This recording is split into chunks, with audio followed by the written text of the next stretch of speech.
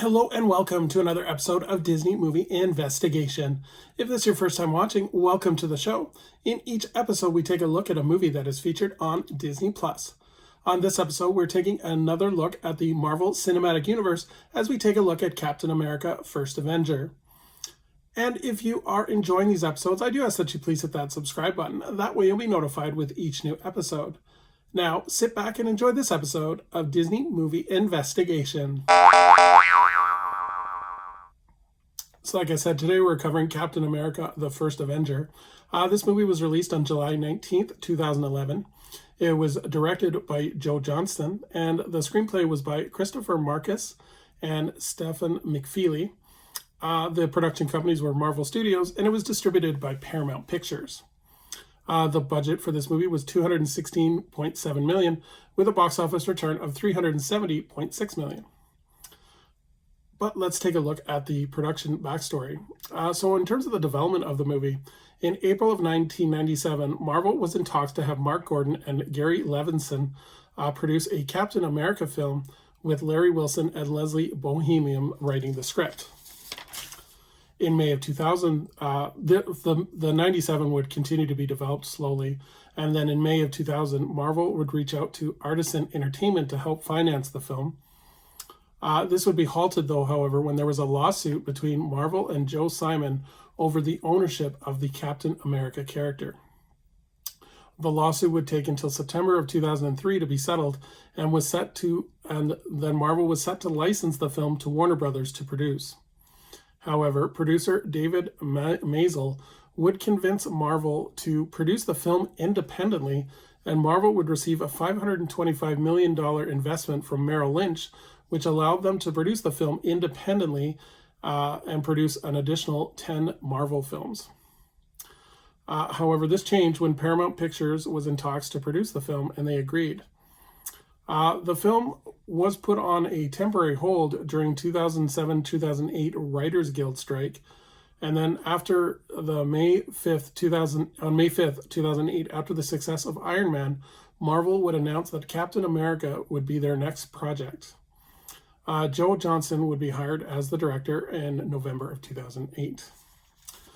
So Johnston got the ball rolling, and he wanted the filming to begin in April of 2010 in Manhattan Beach, California. He said he wanted to create a unique look for the film that could be built around the 1940s technology and then adding the cube technology to plus that. There were several actors considered for the title role of Captain America, and this included Channing Tatum, Ryan Phillippe, Dane Cook, and Zachary Levi. Some other actresses considered for Peggy included Keira Knightley and Emily Blunt. They would bring on Joss Whedon to rewrite some of the elements of the script, and the reason they did that is they knew the next chapter of the Marvel Cinematic Universe would be the Avengers, so he wanted to integrate some plot points that would lead into breadcrumbs into the next Marvel chapter. So filming eventually started on June 28th of 2010. However, the location was moved to London and around Manchester. The working title of this movie was Frostbite because they did not want spoilers getting out on the internet. In July of 2010, it was announced that the film would be released in 3D, and they had an original score composed by Alan Silvestri, as well as an original song by Alan Menken. That would be the Captain America war song that appears midway through the movie. The film was visual effects juggernaut, and it featured 1,600 visual effects shots, and would be completed by 13 different visual effects companies. The famous Captain America shield would come in 4 different types, one being a rubber one that was used for filming, one in fiberglass for those action shots, one in metal, and one in CG. And finally, the effects for the Red Skull would have actor Hugo Weaving wear a latex mask that was constantly being manipulated to make the mask look skin tight. So in terms of the cast, we have Chris Evans, who plays Captain America, Steve Rogers, Tommy Lee Jones, who plays Chester Phillips, Hugo Weaving, who plays Red Skull, Hallie Atwell, who plays Peggy Carter, Sebastian Stan, who plays James Bucky Barnes, Dominic Cooper, who plays Howard Stark, Neil McDougall, who plays Timothy Duggan, and Stanley Tucci, who plays Abraham Erskine. In terms of the plot of this movie, Steve Rogers, who is a rejected military soldier who wants nothing but to fight in the war, transforms into Captain America after taking a dose of a super soldier serum. But being Captain America comes at a price, and as he attempts to take down a warmonger and a terrorist organization, he learns that sacrifices unfortunately have to be made. So because this was a cornerstone of the Marvel Cinematic Universe at the time, it had an extensive marketing campaign. At the 2010 San Diego Comic-Con, fans were shown footage that was only shot a week before. And the first trailer would actually air during the Super Bowl, where Paramount would pay $3 million for a 30-second ad.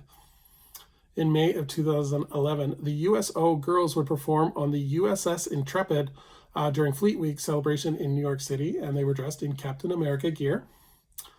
In June of 2011, Dunkin' Donuts and Baskin Robbins would conduct a search to find real-life superheroes.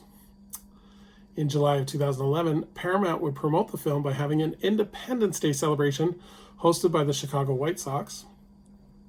And Marvel Comics wanted to get in as well, as they would issue an 8 digital comic, Captain America First Vengeance, where each issue would be focused on a different character from the movie.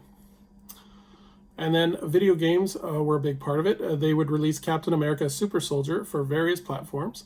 And Marvel would also release the mobile game Captain America Sentinel of Liberty. So would I recommend this movie? I think this is, like I said, it's one of the cornerstones of the Marvel Cinematic Universe. I think Chris Evans knocks it out of the park. He's really likable as Steve Rogers without going onto the cheesy yay yay USA type thing. It's just the right balance, which is super important for Captain America.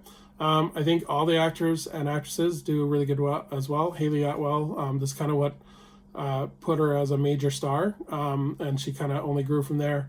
I think it's a great watch, and it's great to kind of go back to the origins of the Marvel Cinematic Universe and see where we all started, or see where it all started from. But yeah, I think this one, if you haven't seen it, it's definitely a must watch, especially if you're a Marvel fan, because it kind of, I know there was Iron Man and the Hulk before that and Thor, but this is the one that kind of cements the Marvel Cinematic Universe, and we never kind of look back from there. So definitely recommend it if you haven't seen it. So thank you so much for joining us here on another episode of Disney Movie Investigation. I would invite anyone to leave a comment below if they have seen Captain America: The First Avenger, and would love to know your thoughts. And as we look forward to our next episode, we're going to take a look at an action movie as we take a look at Courage Under Fire. So until next time, I hope you have a magical day, and we will see you real soon.